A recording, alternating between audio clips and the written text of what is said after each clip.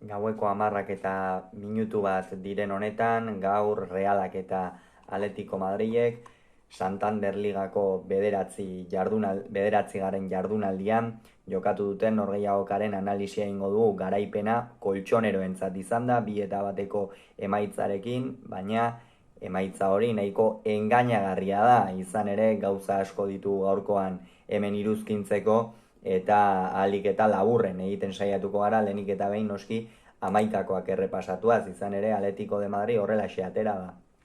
Jan Oblakekin ATP-an, 3 erdiko atzelari, Azpiliku eta Bitzel eta Hermoso, zelai erdian Koke, Marcos Llorente eta De Paul, hegaletan Nahuel Molina eta Samuel Lino, golegileetako bat, eta goian Álvaro Morata eta Antoine Griezmann. Reala, Remirorekin atera da ATP-an, haien izan da ezkerre galetik Traore, eskuine galetik Lenormand eta Zubeldi atzealdearen erdialdean, zelai erdian Merino, Zubimendi eta Brais, eta goian ezkerraldetik Barrenetxea, eskuinaldetik Takeku eta goian Mikel Oyarzabal. Reala inongo esperimenturik egin gabe gaurkoan, jada nik uste zalegoak ere nahiko memorian daukan 11koa, atera du Imanol Alguazilek beste behin ere, eta norgehiagoka, hasieratikan ikusi da Atletico Madrilek duen atzealdeko sendotasuna, ez? Azkenean zaila da Atletico Madrid aurre egitea, eta are zailago hain ongi defenditzen duenean talde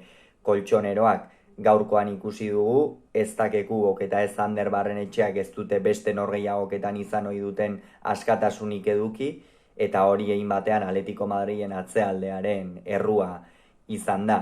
Oso ongi aritu dira, bai Bitzel, bai Azpiliku eta bai Hermoso atzealde hori zaintzen, eta egia da Realak lehendabiziko minutuan gainera ez, 34. segunduan jada lehenengo abisua eman duela Ander Barrenetxeak, baloia hartu du eta gola egin du, baina jokoz kanpo adierazi du Munuera Montero epaileak. Gaurkoan espero baino gehiago hitz egin beharko dugu Munuera Monteroren inguruan, baina kontua kontu Reala horrelaxe hasi da.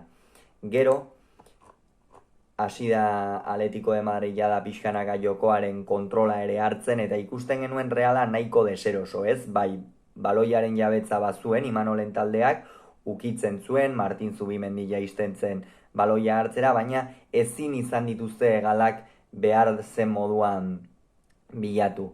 Hor Samuel Lino eta Takekuboren borroka hori zen, gako nagusietako bat, baina hori ere ongi atera zaio Atletico Madrili, izan ere Rodrigo de Polek eta Kokek oso ongi lagundu diote egal horretan Samuel Linori, eta gainera bide eman diote jokalari brasildarrari aurrera erasora joateko. Atletico Madrilen ohiko estiloa hori baita, eta naiz eta Samuel Lino Nahuel Molinaren altuera berdinean ipini eta pixka bat bai erasorako eta bai defenditzeko, ez, Samuel Linok tendentzia handiagoa eduki du, eta tendentzia handiagoa izaten ari da denboraldi osoan zehar ere erasora joateko, eta atzealdeko lan horiek beste batzuen esku uzten ditu Txolo Simeonek. Eta 22. minutuan iritsi da lehen gola.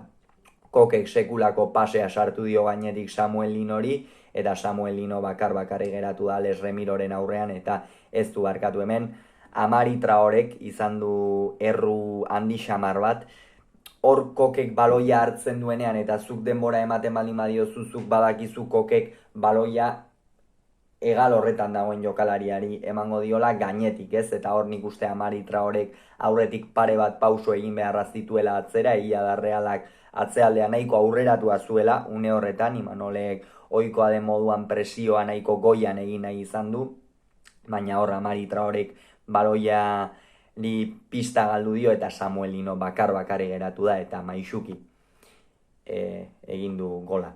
Gero hortikan aurrera Reala deseroso ikusi dugu, jokoa ezin kontrolatu da, eta aldiz Atletico de Madrid jokoa oso kontrolpean zuela ikusi dugu. Inongo distirari gabe, baina aukerak sortzen, hor De Polek izan du aukera bat, Zubimendiri eman, eta errebotean berriz ere De Pole iritsi zaiona, eta Remirok ongi geratu duena, baina gero 44. minutuan De Polek zutoinera bota du baloia, eta hori benetan nahiko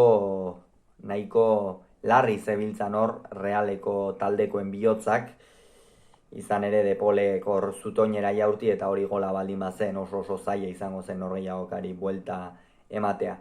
Kontua kontu, bigarren zatia asterako, Reala hobeto ikusi dugu, bigarren zatian askoz hobeto aritu dira Imanolenak, eta besterik gabe jada goazen dena polemikan jartzera. Lehenik eta behin, 77. minutuan, Take Kuboren erdiraketa bat, Álvaro Moratak argi eta garbi eskuarekin jotzen du. Argi eta garbi. Horrela ematen dio baloiari, eta nik dakidala hau ez da eskua itxatsita edukitzea.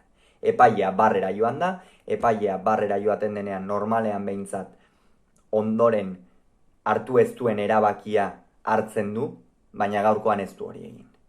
Gaurkoan ez du hori egin, eta ez du penaltirik adierazi. Kontua kontu, hor pentsatzen genuen, behar bada Reala partidatik irten zitekela, baina ez da horrela izan.